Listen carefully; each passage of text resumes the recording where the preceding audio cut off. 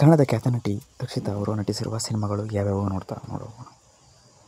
Appu, idiot, ದುಮ್ಮ. 2003ರಲ್ಲಿ ದಾಮ್ ಪಿಲಾನ ವಿರುದ್ಧ, ನಿಜಾಂ, ಶಿವಮ್ಮ, ಗೊಟ್ಟರ, ವಿಜಯ ಸಿಂಹ.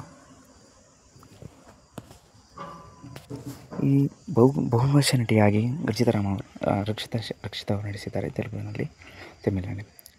2004ರಲ್ಲಿ love, Lakshmi Narasimha, ಅಂದುವಾಲ, ಮುದಿಯಾರ, ಅಲ್ವೇ ನನ್ ಗೆಳತಿ, ಕಳಸಿಪಾಳ್ಯ. 2005ರಲ್ಲಿ ಕಳಸಿಪಾಳ್ಯ, ಯಶವಂತ್, ಅಯ್ಯ, ಕಾಶಿ ವಿಲೇಜ್, ಅಂದವನು, ಜನಪತಿ, ಡೆಡ್ಡಿ ಸುಮ. ಎಲ್ಲ ಸಿನಿಮಾಗಳಲ್ಲಿ 2005ರಲ್ಲಿ ನಟಿಸಿದರು ರಕ್ಷಿತಾ ಅವರು.